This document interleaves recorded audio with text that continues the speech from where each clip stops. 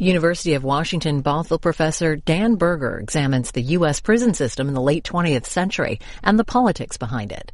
He traces how mass incarceration arose in response to the unexpected ways prisoners joined in the civil rights and Black Power movements of the 1960s and 70s. He also describes the role of activist prisoners such as George Jackson, whose prison letters were published and shed light on the problems with the justice system. His class is about an hour and 10 minutes. Okay, great. Let's get started. I want to pick up on the conversation that we were having last time about sort of civil rights and Black Power movements and the kind of second period of Second Reconstruction, right? And I want to think about that in relation to what now is called mass incarceration, right? And we're going to do three big things today, right? We're going to talk about what mass incarceration is. Right? What do we mean by the term? Right? And as we do that, I'm going to complicate some of the ways that it's often talked about, right, when people talk about it today. Okay.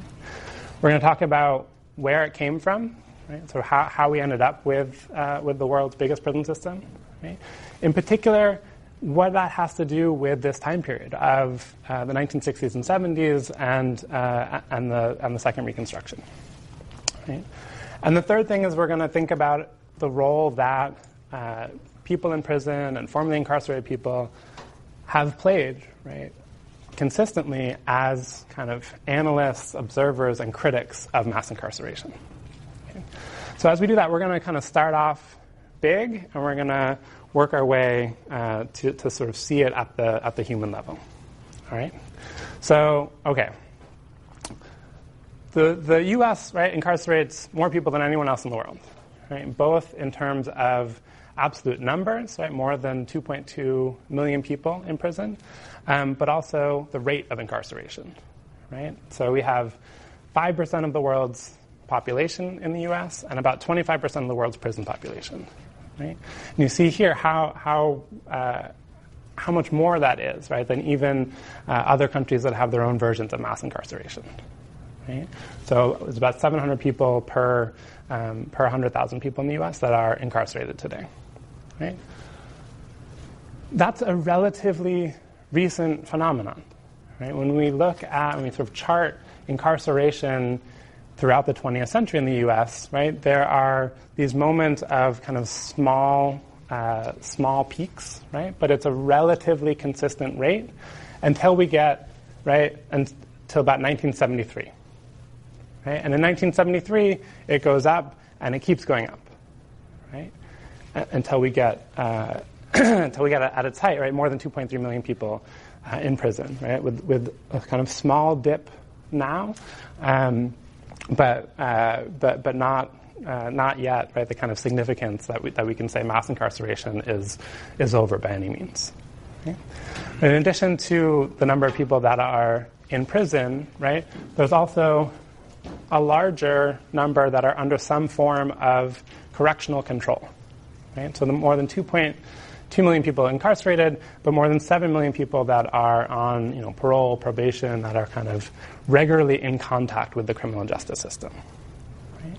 Again, all of this is really built in the last 50 years. So the size of it is staggering on its own, right?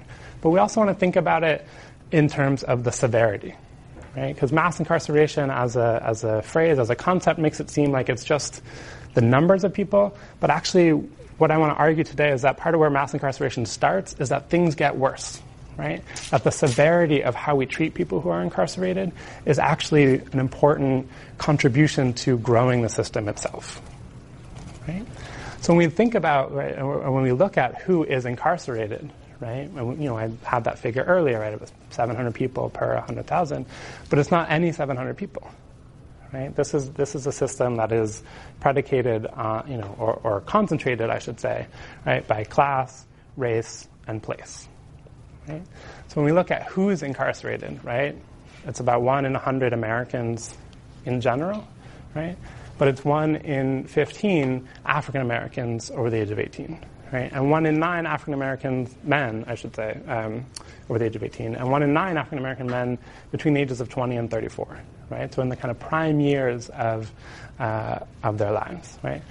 Prison system has always been dramatically, disproportionately men, but the numbers or the rates are still very staggering when we look at incarcerated women as well, right? As we see here, right? That black women are incarcerated at a dramatically higher rate than white women, right? So that's part of the system, right? The size of it, the severity of it, and the severity is a very concentrated one. Okay. So the issue of the kind of severity comes up in a range of ways, right? The U.S. is the only industrialized country to still have the death penalty, right? And even though a number of states, including our own, have placed sort of moratoriums on the death penalty, it persists in much of the country, right? And I think as worrisome, right, is what scholars and activists are starting to call the other death penalty, right? Because this is another area in which the U.S. is distinctive, which is the use of life without parole sentences. Okay, there we go, right? and sentencing people, right, to sort of spend the rest of their lives in prison has been something that's actually been on the rise as the use of the death penalty has been on the decline. Right? Life without parole is really, something that's distinctive in the U.S., right? On its own, but it's even more distinctive because the U.S. is one of the only places in the world to send juveniles, to sentence juveniles to serve life without parole as well, right? So that means you could be arrested for something at, 16, 17, even 13 years old, right, and spend the rest of your life in prison. That's changing because of some recent Supreme Court rulings, right? So that means that people in the future won't get that sentence, but we still have hundreds of people that are serving time under that sentence, right? And Washington State actually just released someone who was the youngest person, right? He was 13 years old when he was sentenced to life without parole in prison, right? So this is a kind of major issue that is going to take a long time to repair, right? The other kind of harshness, right, of the U.S. system. And again, something that is really distinctive in how widespread it is here is the use of solitary confinement. Right? So this is, an example of one of many possible examples of what a cell in solitary confinement looks like. Right? This is one of the most extreme prisons in the country called Pelican Bay, which we'll talk more about at the end, right, in California. But in general, solitary confinement, there's about 80 to 100,000 people on any given day who are living in conditions like this, right? Windowless cells where they are alone for 23 or 24 hours a day, right? Without access to any sort of, programming, activities, sometimes even without access to, a hat or a calendar, right? This is something that has really, as we'll see, right, expanded as kind of the basis for mass incarceration. Okay. So the severity and the scope of the prison system is not just people that are incarcerated themselves, right? Remember we started with the discussion of all the number of people that are on parole or probation, right? But it's also the kind of disenfranchisement that comes from having a criminal conviction, right? Especially a felony conviction. So there's about 6 million people that are disenfranchised as a result of their conviction status, right?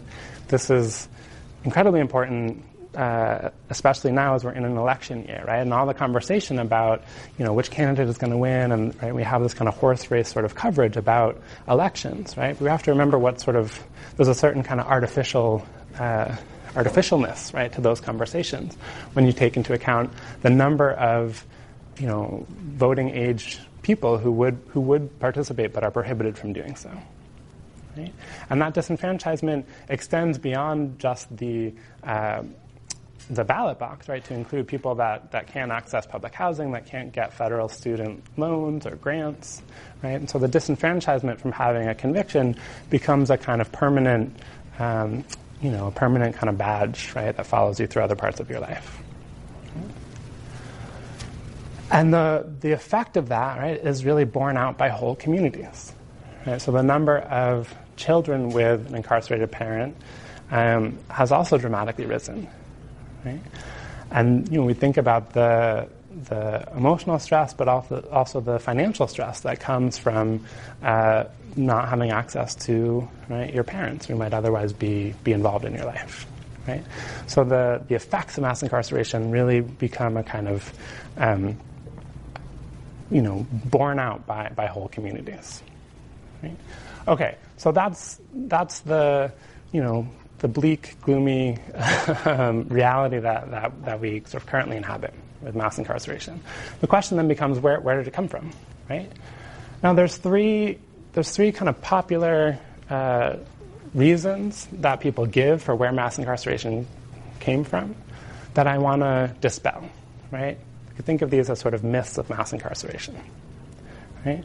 And the first one is the myth of crime. Right? In some ways, right, it might make sense. Well, the U.S. has more people in prison, then we must just have more crime happening here, right? But in fact, this is a myth in a couple of ways, right? Now, it is true that that crime did rise in the 1960s, right? But it's been steadily declining over the last 25 or so years, right, as the incarceration rate has continued. Right? And part of what range of criminologists, political scientists, and others have shown is that crime is actually relatively autonomous from punishment. Right? Which is to say, people may commit offenses, right? But the process of punishment is something that a society tells about itself. Right? Punishment is how a society makes its own priorities, right? To decide what a crime is, right? What to punish and how to punish it. Right? And that process is relatively distinct from the actual range of offenses that occur. Right? So when we look at the incarceration rate and compare it to the crime rate, right, we see this kind of dramatic, continuous rise, right, amidst a kind of checkered rate of crime that then falls decisively. Right? Here's a chart that I think shows it even more starkly. Right? So we can kind of let go of this idea, right, that mass incarceration comes because the U.S. is sort of gripped by crime, right?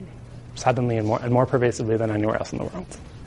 Okay, so if that's not it, what else is it? Well, one idea that some people suggest is that it's about profit. Right? That the reason why we have mass incarceration is because people are making money off of it. Right? And, sorry. There we go. Technology. Right? Now, it is true that there are people who do make money off of prisons. Right? The ways that this often comes up in conversations that people think about private prisons, right? And that you have, private prisons like Geo Group or Correction Corporation of America, and that's why we have the prison system that we do. Right? Well, this, in fact, is a myth as well, right? Private prisons are less than 10% of the overall prison population, right? Their profitability is always kind of in question, right? The one exception to this is in the realm of immigrant detention, right, where detention centers are, about 50% of them are privately run, right, by those corporations. But when we think about prisons, right, it's not about profit. Right? And in fact, the profit that people are making off of prisons is, the phone calls that prisoners make to their families, or the food that they, purchase, the fees and fines that they incur as a result of their offense. Right? There is a lot of sort of money being made, but that's not why people go to prison. Right? That actually came afterwards, right? As people were starting to see the incarceration rate rise so dramatically, some people saw a chance to make a lot of money off of it. Right? But it wasn't like, but that wasn't the sort of driving force that sent people to prison, right? The ways that convict leasing did, right, in the late 1800s that we talked about earlier. Right? Okay, so it's not crime, it's not profit. Is it the war on drugs? Right? Now, the war on drugs undoubtedly, right, so played a huge role in the massive spike in the number of people in prison. Right? But in that sense, right, the war on drugs is more of a symptom than a cause. Right? And as sort of mass incarceration has become this issue of public concern in recent years, right, the conversation has been so tightly focused on the war on drugs, right, that if we end the war on drugs, if we revise the war on drugs, right, particularly if we free nonviolent drug offenders, right, if we don't send nonviolent drug offenders to prison, we would end mass incarceration, right? And this I think is tempting, right? It's exciting, but unfortunately is just not true, right? So this is a chart put together by a think tank, a sort of nonpartisan think tank called the Prison Policy Initiative, right? We could spend, all week unpacking this, but I just want to draw your attention to a couple of things, right? So it has, the first, right, is to think about the significance of the war on drugs. Right? And when we look at the federal prison population, right, 211,000 people out of the more than 2 million, right? And about half of them are there for drug offenses. Right? So it's played a huge impact in the number of people that are in federal prison. Right? But we need to compare that, right, with how small a slice of the pie that is. Right? So most incarceration happens at the state level. Right? Most people are serving time in state prisons. Right? Not federal prisons and not private prisons. And in state prisons, right, drug offenses are a fraction, right, of the offenses, of the violations that send people to prison. Right? So the war on drugs has played a really significant role, right? But it's not the determinative factor. Right? Okay, so not crime, not profit, not the war on drugs, right? How do we get this? How do we get this sort of massive spike, right, that lasts for more than 40 years? So what I want to argue, right, is that this is a response to the second Reconstruction, right? That the kind of politics of, hyper-policing, militarized policing, and sending more people to more prisons and keeping them there for longer, right, emerges in response to the civil rights and black power movements. Right? Now let's think about this, right, in the context of what Reconstruction itself is, right? So what was the first Reconstruction, right, that we talked about so long ago? Yeah. I was just going to say when slavery was abolished and the African American community was granted civil rights and were free, and their pursuit in a good life, in a life with opportunity. Great, and how is that? So Reconstruction, right, was after the abolition of slavery, right, and was the kind of first real chance, right, in the U.S. and especially in the South, right, to have a kind of genuine democracy, right, where African Americans, right, were holding office, right, earning money for jobs and a range of things that didn't exist before. Right? And how is that undone? Yeah, Scott. That's kind of like by incarceration, right? Convict leasing and things like that occur around that time. That's kind of what we see: black codes, vagrancy laws. So the criminal justice system becomes one way of sort of undoing incarceration. And how else? Yeah, Katie. Sharecropping, right? The sort of unjust sort of economic relationships, right, that keep people kind of indentured to the same, often the same sort of plantations that they were working on. Good. And what else? One more. Segregation and Jim Crow laws. Yeah. So Jim Crow laws are not just the criminal justice system, but the larger kind of isolation. Yeah. And what else? One more big one, right? How does Birth of a Nation end? Shannon? I was going to say lynching. Yeah, right. The sort of rise of this kind of, terrorist, racist violence, right, by the Klan and related groups. Right? So Reconstruction was this sort of major effort, right, major experiment to kind of build democracy that becomes so threatening to some people, right, that they pursue a variety of means, some legal and some extra legal, right, to sort of undo it, right? Okay, so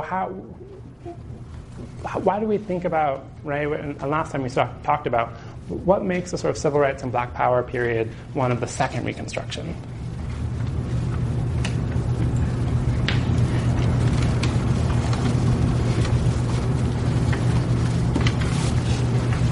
Obi, what do you think? Oh, could you repeat the question? So why is the civil rights and Black Power movements, why should we consider them the second Reconstruction? Well, basically it was another attempt to gain rights as well as equality, and then the same, available, or to have the same resources as the rest of society, specifically white people. Yeah, right. So this is the sort of time period when there's such a sort of massive sort of coming together of different social movements and different challenges to the kind of prevailing, political, economic, and social order, right? That it rises to the level of, reconstructing society, right? In a kind of, top to bottom sort of way, right? And so that challenge is so significant, right? That mass incarceration becomes the response, right? It's not the only response, obviously, right? We have the kind of, erosion of Jim Crow, right? We have the ending of kind of official, right, de jure segregation, right? We have significant, laws and protections that are passed, right? But at the same time, we also have this really incredible expansion of, right, the criminal justice system, right, from not just prisons but policing, right, as we'll see. That becomes really fundamental to sort of limiting, right, the kind of scale and scope of what the sort of Reconstruction, the second Reconstruction, is able to accomplish. Okay, so we could think about it, right, at the national level. Right? Just like when we talked about with Reconstruction, we talked about, federal Reconstruction, right, and sort of Black Reconstruction, right? If we think about the kind of federal response to second Reconstruction, right? Think of someone like Lyndon Johnson, right? Sort of liberal, democratic president who, passes the Voting Rights Act and the Civil Rights Act, right? But he also launches the war on crime, right? Now, in 1964, Johnson handily defeats a challenge from Barry Goldwater, right, the Republican candidate. And Barry Goldwater is really trying to, base his campaign on punishment, right? That we need to stop these movements. We need to, respond to this sort of activism with a kind of tough hand, right? And Johnson sort of, takes a more kind of liberal approach, right? He wins easily. And then shortly thereafter, he launches the war on crime, right? And says that crime is such a problem, right?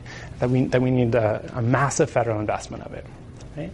And to respond to it, right?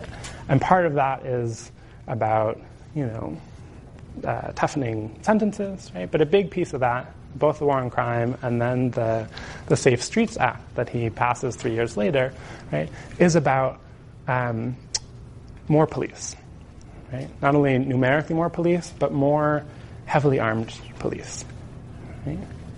And this was a response to what was happening, as we'll get to in a minute, the response to what was happening, right, in the streets of the country, right, where there were so many sort of strong challenges, right, in cities and towns around the country, right? So we can think about sort of Johnson helps kind of lay a foundation for this, right, through the presidency, right?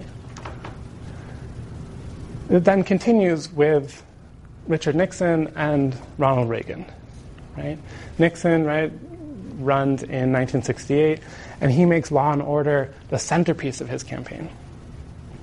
Right? So he takes a lot of what Barry Goldwater was arguing, right, and tries to build a whole electoral platform out of it. Right?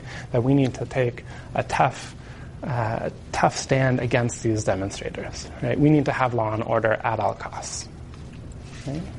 And Nixon helps launch the kind of first wave of the war on drugs, right? That sort of comes out of that spirit, right?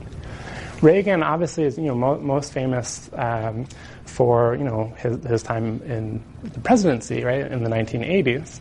But at this time, he is the governor of California, right, where Nixon also sort of got his start, right, politically. And the fact that they both come from California, right, is significant. We'll talk more about that later. But Reagan, right, as governor of California, takes a really tough stand against the student strikes that we were talking about last time, right? When sort of campuses are protesting and demanding, change in curriculum, or demanding ethnic studies programs, when they're protesting against the war in Vietnam, right? Reagan is the first to sort of call on the police, right? Demand more and more law and order. Right? So he sort of builds his national reputation out of how he responds, right, in California. Right? The third kind of key national figure I want to talk about, right, is J. Edgar Hoover, right, who's the head of the FBI. Right? And as the head of the FBI, Hoover starts this thing called the Counterintelligence Program. Right? Now, the Counterintelligence Program is this kind of secret police strategy, right, of the FBI that initially starts in the 1950s to try and undermine, right, sort of Communist Party, Puerto Rican independence movements, right? But by the 1960s, right, COINTELPRO is focused forcefully, strongly against black radicalism, right? So in one of the kind of signature memos that launches the sort of COINTELPRO against black radicals, right, Hoover says that the purpose of the program is to, quote, expose, disrupt, misdirect, discredit, or otherwise neutralize, right, the activities of black nationalist organizations, their leaders, their members, their supporters. Right? It's a very clear purpose, right, of the program. Right? Now, COINTELPRO does that through a variety of means, right? The most extreme, right, happens in Chicago in 1969, right, where COINTELPRO agents are part of the murder of the leader of the Chicago Black Panther chapter, right, a guy named Fred Hampton, right? And another member of the Illinois Black Panthers, Mark Cook, is also killed by police, right? That's the sort of most extreme version, right? But more significant is the various kind of petty, mundane ways that the FBI secretly tried to prevent organizations from coming together, right? Prevent people from doing the kind of activism that they were doing, right? So this is just one of several examples, right? This is a memo in which FBI agents are discussing sending a story to the news media to print, right? That they say, right, the idea is that it will help foster a split between the Black Panther Party and the Student Nonviolent Coordinating Committee, right?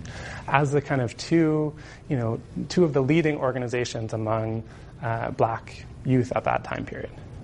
Right? And so if we just sort of get stories in the newspaper that they're fighting with each other, that they can't agree with each other, that they're insulting each other, right, that will, turn the public off from them, right, and maybe will also help them actually fight each other. Right? And these kinds of activities, right, together with more, overt, explicit responses from the police, really did destabilize these movements, right? They really did contribute to, a failure to come together, to a kind of infighting, right? Now, that alone doesn't give us mass incarceration, right? COINTELPRO is not concerned, right, with a kind of, imprisoning whole communities or something like that. Right? What COINTELPRO is concerned with is destabilizing the kind of radical activists, right? The sort of radical organizations that are offering the kind of most forceful challenge, right, to the system. And if and when they sort of successfully destabilize them, right, if they successfully prevent them from doing what they can do, then they can't actually respond to the other, social conditions that are happening, right? The article we read on Tuesday talked about the sort of deindustrialization, right, that saw, African Americans particularly impacted, right, by being, last hired, first fired, right, by being unable to, access, proper employment, right? That's what organizations like the Panthers and SNCC were organizing around, right? That's part of what they were fighting for, right? But instead, as they're fighting for each other, they can't respond to the larger kind of demands of the community, right? So Johnson, Nixon, Reagan, Hoover, right? They all play their part, right? But remember, most of people who are incarcerated at the state level, right? So the kind of federal politicians, what's happening at the federal stage is really important in kind of setting priorities, right? In, providing resources, but it doesn't actually, it's not, that alone, right, doesn't give us mass incarceration. Right? Mass incarceration is something that needs to be built state by state by state. So I want to take us to California in particular, right? But before we get there, right, I wanted to offer what I think is a kind of counterintuitive aspect, right, of the history of mass incarceration. And it's something that the readings for today really imply, right? That's sort of implicit in the readings that we read. But that is that the movements and activists, right, of the Second Reconstruction were already intimately acquainted with what we might call mass incarceration, right? With police and with the prison system. Right? So they're already shaped by the system. And in fact, they use that to sort of bolster their demands. Right? So when we think about some of the kind of leading figures, right, of that time period, all of them had records. Right? We think about, particularly in the South, where the sort of laws of Jim Crow were so severe and so sort of clearly stated, right? For Rosa Parks to kind of, take her, heroic stand and so on, right, on the bus in Montgomery, is to break the law, right? True for some, for all of the kind of Southern civil rights activists. We talked a little bit ago about Fannie Lou Hamer, right, who was arrested and beaten for trying to register to vote in Mississippi. We could think about Stokely Carmichael, right? One of the leading members of SNCC who, was arrested 20-something times, right? In his memoir, he said he always got arrested on his birthday, right? So all of his friends were saying, don't hang out with Stokely on his birthday, right? You're going to wind up in jail, right? So that experience of arrest, imprisonment, policing, right, was common, right? A common part of being an activist. True as well, right, outside the South, in the North, in the West, right, Huey Newton, who goes on to found the Black Panther Party, right, is first arrested as a juvenile, right, spent time in juvenile detention in California, right? And of course, right, Martin Luther King, right, whose arrests become, sort of symbolic, foundational part of the movement as well, right? The attention that his arrests bring, right, ultimately becomes so unwelcome that police don't want to arrest him, right? Now, I bring all this up, right, to say that because the movement was so already familiar with police and prisons, there was this idea that they were more powerful than that, right? That the state's, current arrangement wouldn't break them, right? So that experience of incarceration actually becomes a sort of bolster to further activism. Right? So Martin Luther King, in his book Why We Can't Wait, right, so famously describes going to jail as a badge of honor, right? As something that made African Americans, right, as he says, impatient to be free, right? It was a rite of passage. Right? That kind of message in a different way, right, gets echoed by Malcolm X, right? Who, right, is sort of arrested as a young person for, being part of a sort of gang, right, that did a series of robberies and sort of petty crimes like that, right? And while in prison, right, Malcolm joins the Nation of Islam, becomes Malcolm X, right? Becomes a sort of leader and widely kind of, respected, sought after, speaker, organizer, and intellectual. Right? Malcolm X is continuously reminding his audience that he spent time in prison, right? And says, in fact, right, that that's what America means. Right? America means prison, right? For all of us. Right? Now, we could talk about a range of other different quotes like this, but I bring up these two in particular, right, because they're often presented as opposing figures, right? That Martin versus Malcolm, right? The American dream or the the American nightmare. right? King, the integrationist, and Malcolm X, the separatist. But in fact, they had a lot more in common, right, than people often give them credit for, right, in their sort of visions and ideas, right? And one of the things that they had in common, right, is both using that experience of incarceration as a way to sort of further push people to organize and fight for freedom, right, to further be part of this kind of second Reconstruction moment, right?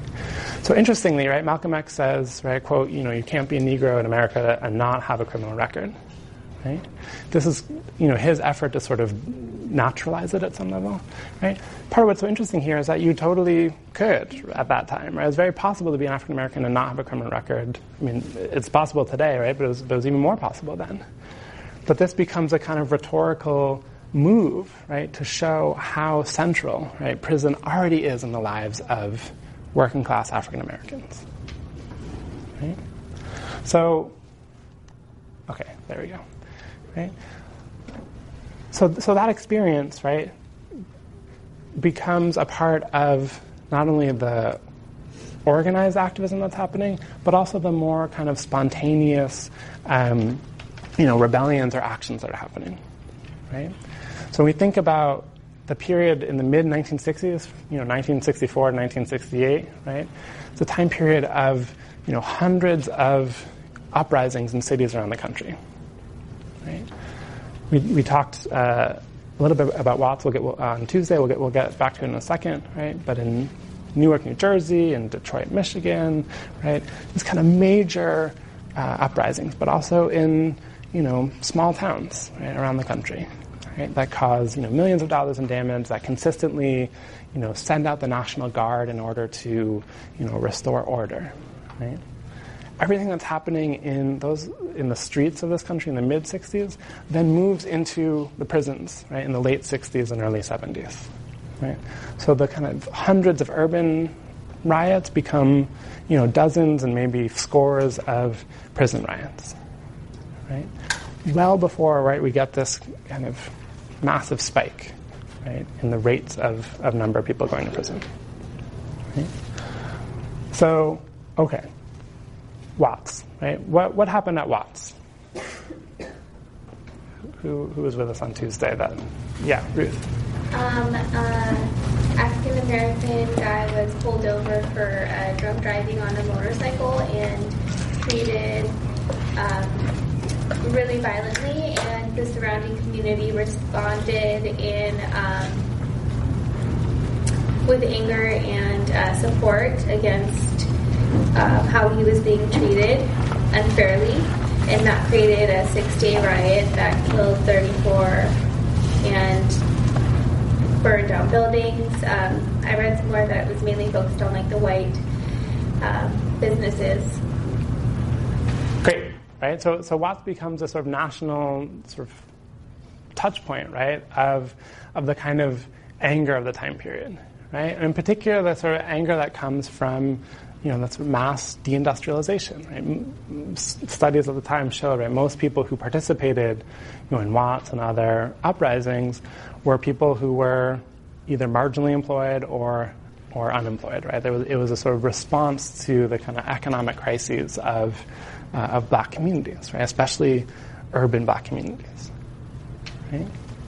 Now, the response to Watts, right, was manifold, but one of the things that the police did, right, in Los Angeles was to say that we need to invest more money in police. We need to better train police in terms of kind of counterinsurgency methods, right? And we need the weapons and tools in order to do so. Right?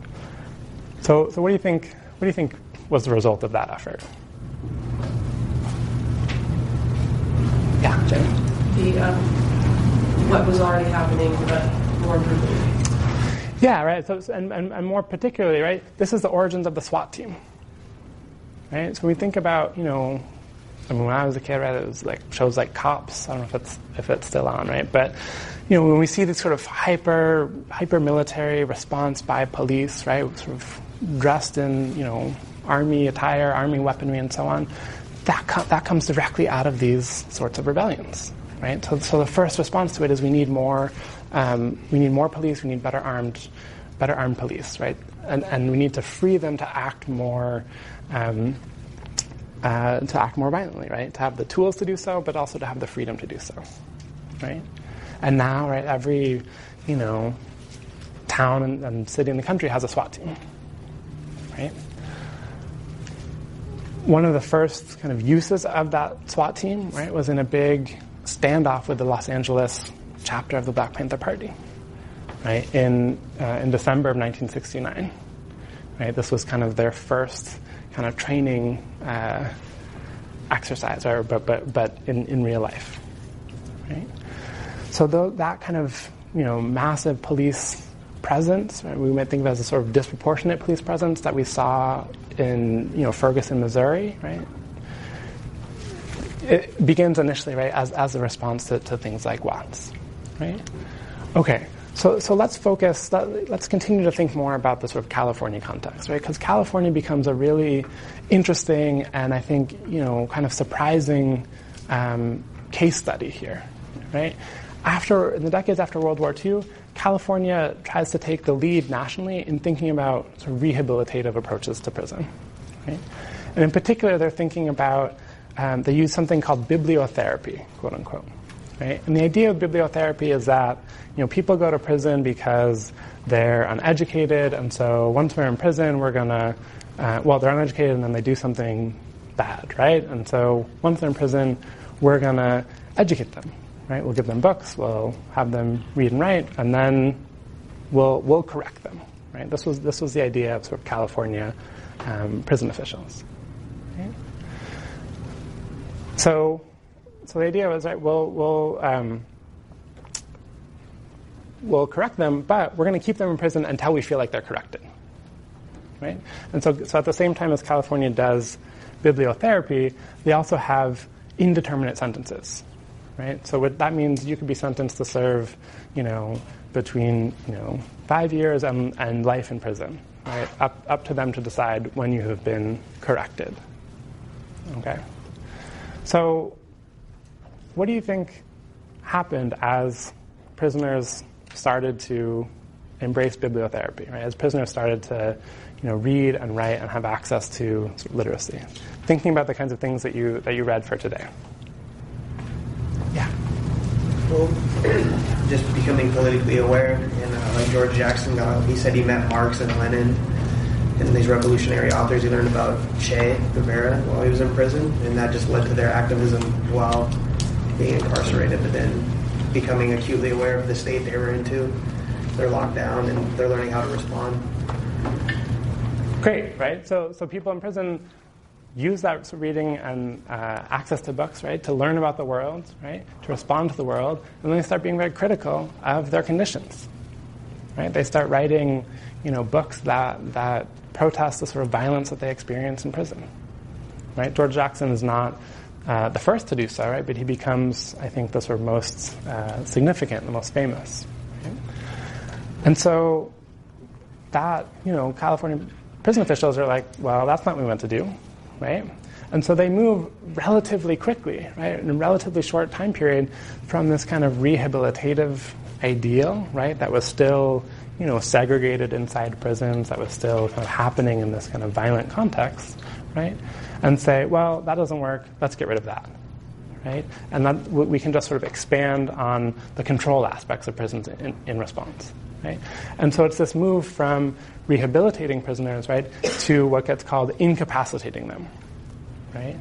This is the lock them up and throw away the key mentality, right? We're not even going to try anything, right? So I said incapacitation happens relatively quickly, right? In 1970, there were 20,000 people in prison in California. Does anyone want to guess how many people were imprisoned by 1990, right? 20 years later. Yeah, Obi. 100,000? Close, right? 90,000 people. Right? So in the span of 20 years, right, more than quadruples the number of people in prison. Right? Another 20 years after that, right, at its height, or not even, about 15 years after that, at its height, California has 163,000 people imprisoned, right? That's more than some whole countries have, right, in their prison population, right? Again, today, here we go. Right? Today, it's dropped down a little bit. We can talk more about that, right? But there's a massive shift, right? Now, to get there, they're not just sort of cramming people into, the sort of rafters of existing prisons, right? If you're going to expand, the sort of government's ability to incarcerate people that much, that quickly, you're going to need a whole lot of new prisons, right? So there's, about 10 prisons, right, throughout the state in, George Jackson, Angela Davis's time, right? Today there's more than, there's 33, right? And more if we count, the various jails, the federal prisons, and so on, right? So the state of California needs to build all of these new prisons really, really quickly, right? That becomes, right, so we think about, right, the kinds of demands that, the Panthers are making against the state of California, right, that SNCC is making against the state of California about where and how state resources should be spent, right? And some of that happens, right? We get, ethnic studies programs, we get some of these, right, changes to the law, right? But we also get, right, this sort of massive, prison construction project, right? In some ways, the sort of most, ambitious or unprecedented, right, prison construction in world history, right, happens in this time period. Right? Okay, so let's think about this from the context of people who lived it. Right? So the Soledad brothers case becomes a sort of touchstone case in a time period of prisoner activism, right? The Soledad brothers were three men, right? John Cluchette, Fleta Drumgo, and George Jackson. All of them first encountered the criminal justice system as young people, right? John Cluchette was 14 when he was first arrested. Right? George Jackson was 15. Fleta Drumgo was 8. Right? 8 years old the first time that he was arrested. Right? Different, experiences in juvenile detention, right?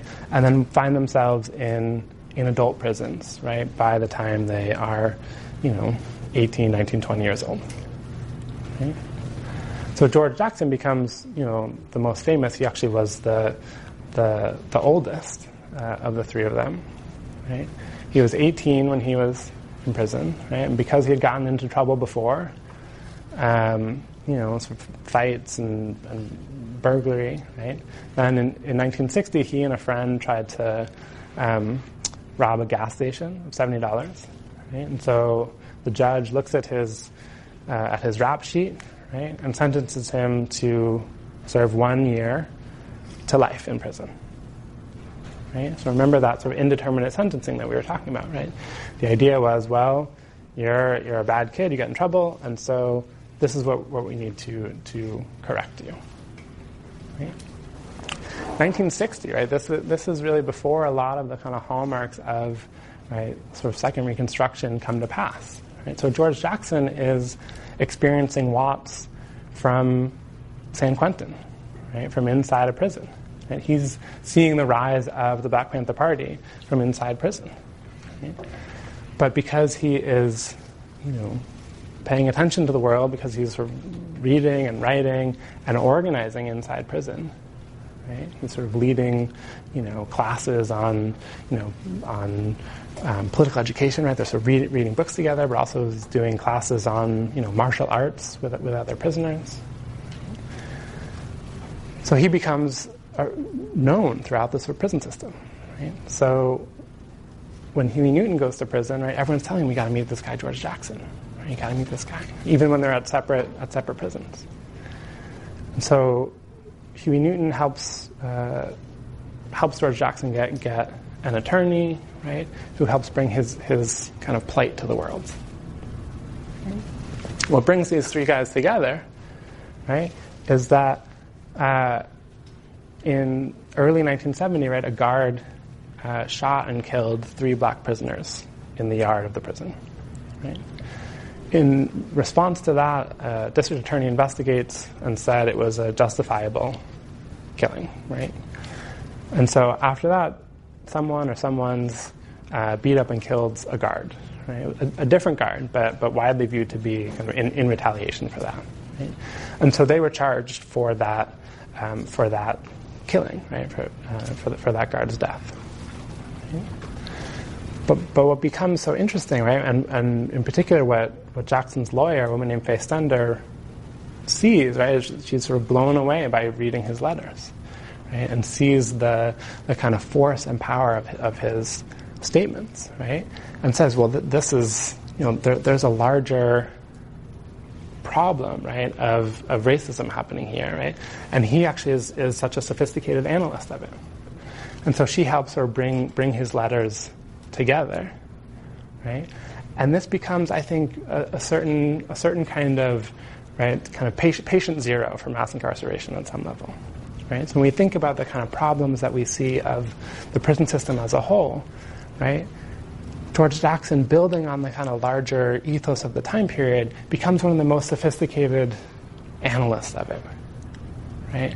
One of the people who's really able to sort of diagnose the problem, right? And raise a warning cry, right? So here he's talking about how, right, people come to expect prison, right? It's sort of a more pessimistic reading of, Martin Luther King saying it's a badge of honor, right? Jackson's not saying it's a good thing. He's just saying it becomes naturalized. Right? In his other writings, he talks about prisons generally and solitary confinement in particular as signs of fascism. Right? I mean, he was very stark and polemical in his writing. Right? But we might think about it as Jackson warning about the sort of rising inequality. Right?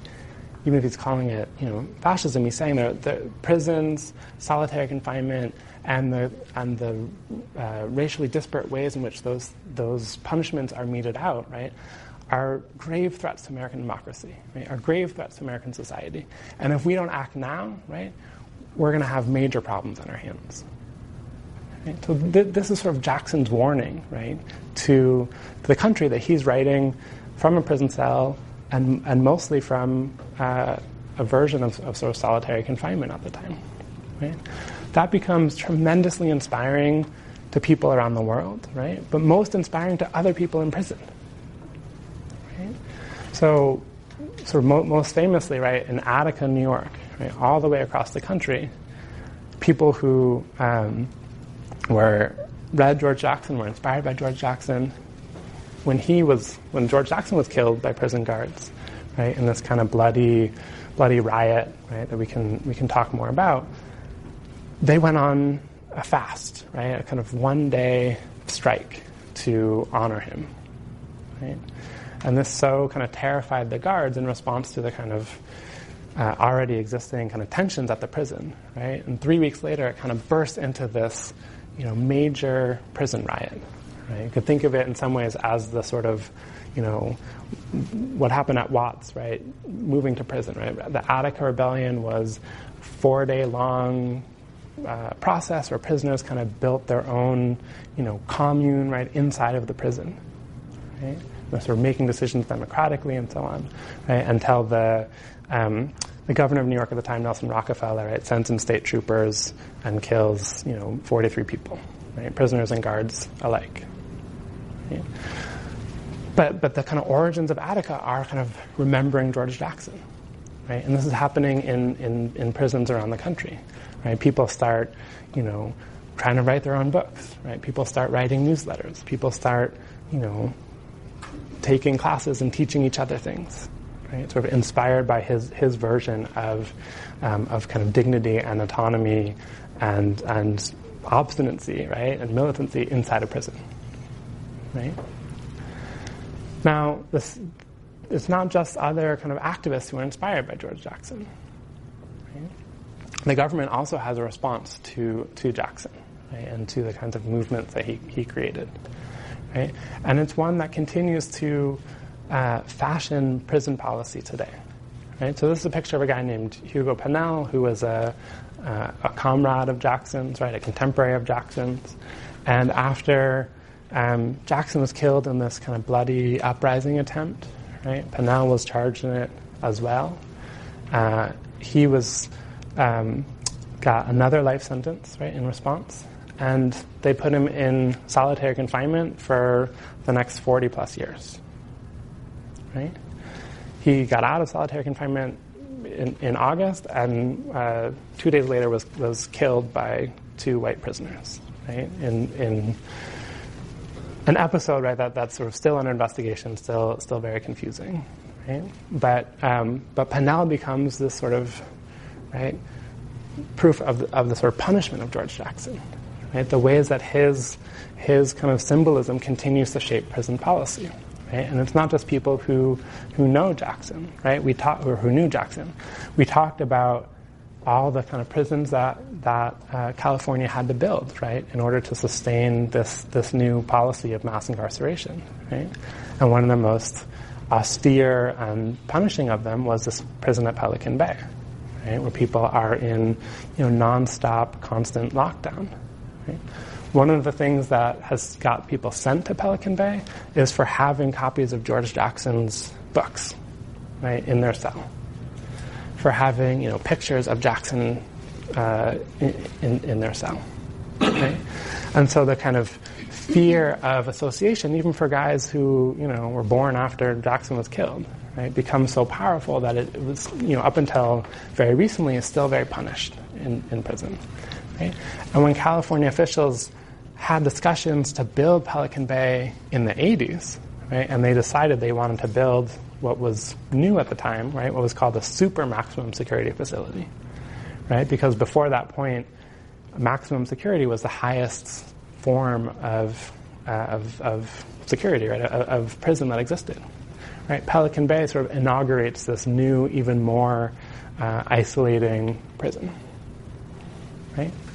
And the rationale that prison officials give is that they want to prevent another George Jackson. Right? So they want to keep people as isolated as possible, right? In as much sort of sensory deprivation as possible. So much so, right, that this becomes the exercise yard, right, where people are sort of released, on their own for 30 to 60 minutes every 1 or 2 days. Right? Now, it's a sort of constant back and forth, right, in this process of mass incarceration, right? It's not just, right, Jackson inspired people to take activism in his day, right? Also inspired the state to take their own kind of action, right?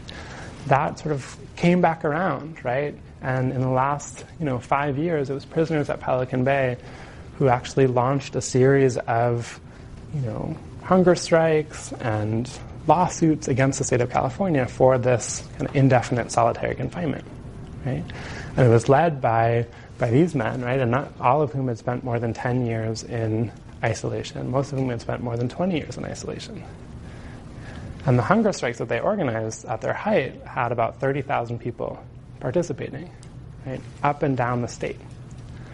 So we think about part of what's remarkable about that, right, is that here are people who can't sit in the same room together, right, and are able to kind of coordinate a demonstration that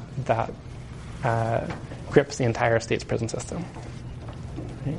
Think as well, right, 30,000 people participated in that strike in 2013, right? That's more people than California incarcerated, right, at the time George Jackson was alive. So those kind of policies of mass incarceration continue to sort of reverberate, right, through and in connection to the period of the Second Reconstruction. Right? So I want to close with this. Right? George Jackson, I think, was a symbol of his day. Right? He became a kind of symbol of the kind of injustices that people faced, right? And in particular, a symbol of as a warning, right, of what kind of injustices would be in store, right, if we didn't take the problems of prison seriously. Right? He wasn't talking about mass incarceration, right? That term didn't exist. Right? The problem of incarceration, right, was his problem. Right? And the more that we expand prisons, the more that we expand punishment, the more unequal our society is going to be. Right? And so Jackson becomes this kind of prophetic voice in some ways, right? Taking the ideas and energy of the Second Reconstruction, right, and applying them to criminal justice, right, and seeing the realm of criminal justice as this sort of next horizon, right, of how, right, sort of racism and inequality were going to continue. Right?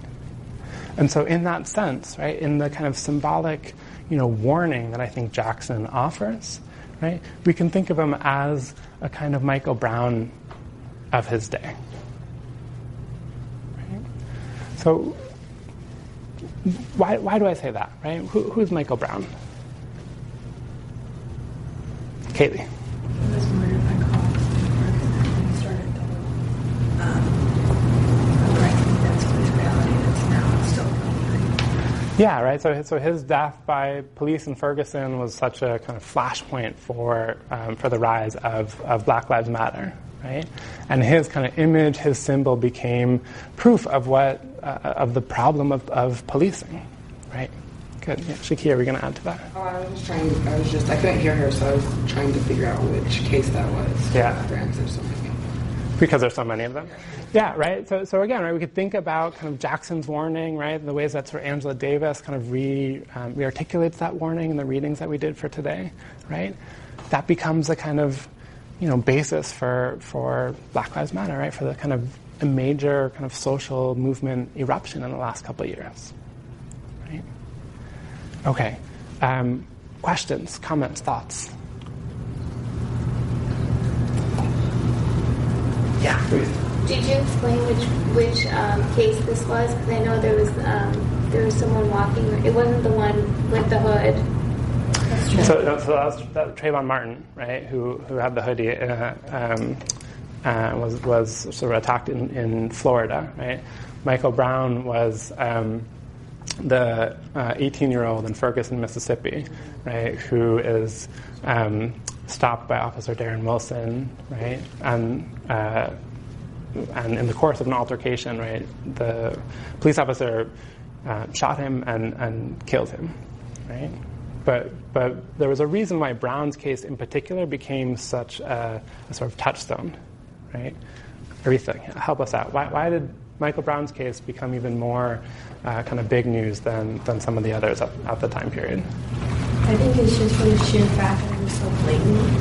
Whereas a lot of times when we see these murders, they're able to get away with it because they have the points of information to the public. And I think with Darren Wilson, because Mike Brown was left in the street for 4.5 hours before he was there, the fact that it was so blatant, it was so overt and racist, people were just like, I'm not going to do that. And I think that we would often use the metaphor of like a pot. You put a lot of water in it, it starts to boil up, and then just burst. I think Mike Brown did that for a lot of folks. And then people also talk about is that Mike Brown could have been somebody else. But the fact that his case, one, it was so blatant, he was left in the streets, and then the significance of like hands up, don't shoot, and all those like signifiers, I think really catalyzed a lot of what happened. Because in Ferguson, like after Mike Brown was murdered, people started to look into what was going on. And Ferguson itself, like the construction of like what was going on in that city is insane. The policing of the community, like the ratio of policing to the community members was astronomical. Yeah, good. Kaylee? I think it was just like she said, it was just a big point of people have been dealing with the injustices and the profiling and the racial profiling for so long, and then his murder, his massacre was completely, it was just like the boiling point. It was where people were like, no, we're done. Yeah, right. So Michael Brown's case became the kind of the tipping point, right? The sort of line in the sand, right? That sparked a movement. Good. Yeah, Rita. Also, like the fact that Darren Wilson was like not indicted, even after there was such blatant evidence as to like that he did murder Michael Brown, and that like there was no like excessive force was used, and that there was like not a proper protocol. People really just realized that like this whole system is failing, and it has been failing. But everything that we've been saying up until that point was then like case in point with this. he wasn't indicted even after everything that has been said and found out about. Yeah, right. So part of the reason why I think that, so the lack of any kind of repercussions for Darren Wilson, right, became part of the mobilization, right, about why Michael Brown's case became such a touchstone. Although, right, a number of other, George Zimmerman, who killed Trayvon Martin, was indicted but not convicted, right? A number of other police officers have killed African Americans that have not been indicted. But part of what Aretha was saying before that I want to draw out, right, is how blatant it was at the time, in the sense of that Michael Brown was sort of left there for 4.5 hours, right, just after he was shot, just left in the streets, right?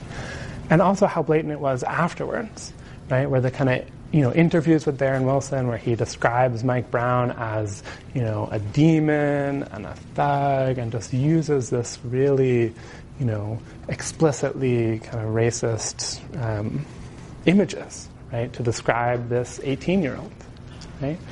And that also got kind of echoed in, New York Times ran a kind of profile of Michael Brown afterwards that said, he was no angel, right? It became a lot about, that he got into trouble, right? And there was some, discussion, did he, rob a convenience store or steal something from a convenience store before, earlier in the day before this happened, right? So everything became about his kind of character, right? And his sort of low character, so to speak, right? All of that has really, significant kind of parallels to what happens with George Jackson, right? When George Jackson is killed, right, in the yard of San Quentin, right, prison guards come out, they make sure he's dead, they handcuff him, and they leave him there for 4 hours, right? In both cases, right, they're sort of trying to send a message, right, to other people who are observing, or at least people take it that way, right? Sort of, why else would you leave someone, right, on the ground in the sun for so long, right? Now, in the case of George Jackson, who gets that message is the other people in prison, right? It's not a kind of national message, right, in that moment, right? Whereas Michael Brown, right, becomes a real whole message for the entire city of Ferguson, right, for the entire country, right, maybe even for the entire world, right? But in both cases, right, what I think they each show, right, is how significant, right, their kind of lives are, right, where what's happening in Ferguson isn't just in Ferguson, right? What's happening in San Quentin, right, isn't just in San Quentin, right? These are the kinds of, violations or forms of violence that are, national and international in implications, right? And that very same issue, right, of, debating someone's character as a way to say, well, did he deserve this in some way, right? Did he invite this on, right? That becomes part of the kind of dominant narrative in some way, right? Was the exact conversation with Jackson, right? You had a lot of people who were inspired by him who are saying, right, here's this hero, here's this martyr, right? But you have, Governor Reagan writing, op-eds, a week later saying, George Jackson was a thug and a, gangster, and if we don't deal with this, with these, problem people, right, we are all going to be prisoners, right? And the we in question, right, is very significant, right, because it's clearly not about George Jackson, right? It's clearly not about the kinds of, communities that George Jackson comes from. Right? And so this idea, right, about sort of both that these deaths happen, right, but then what these deaths mean, right, they continue to show, right, the kind of, reverberations of mass incarceration not only as policy, right, but also as a matter of kind of discourse, right, as the ways that we make sense of kind of human life in our society, right? Okay, any more? Yeah, Scott. Is there still restrictions on what type of literature prisoners can read? I know I read an article about Chris Hedges, the journalist, and he had to sneak the People's History United States into one of the prisons he was teaching at. Is that still? Yeah. So are there still restrictions on the kind of literature people receive? I mean, it depends on the prison, right? I think all prisons have some, give themselves the authority to determine what people can and can't access, right? So, in that sense, yes, there are still restrictions, right? But their enforcement is somewhat idiosyncratic, right? Because it depends on who's in the mailroom that day, or the kinds of things that they want to fight over, right? So I think you have lots of examples of books being denied or articles being denied, but sometimes people can get them later, or they get overturned, right? I think because of the hunger strikes and activism at Pelican Bay, people have been able to get a lot more literature now, right? People their kind of activism was able to sort of increase some of their rights, right? But the changes vary from institution to institution. Some places don't allow hardcover books just because, right? It doesn't matter the content of the book. If it's hardcover, you can't send it in, right?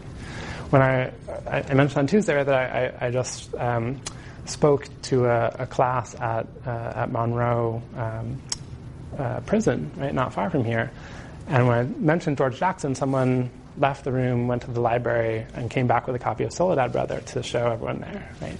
So I think the variation, right, is quite wide. Yeah, Dan, you have your hand up. Other questions? Okay, so what we're going to do next time, right, is sort of think about this connection, right, between prisons and cities from the other side, right? Today we're talking a lot about what that looks like, what that means from the place of prison, right? Next time we'll talk about what that means in terms of cities, right? And how the kind of program for addressing racial and economic inequality, right, is one that's going to be based in cities, but still responding to the sort of larger climate, right, of mass incarceration. Okay, thanks, y'all.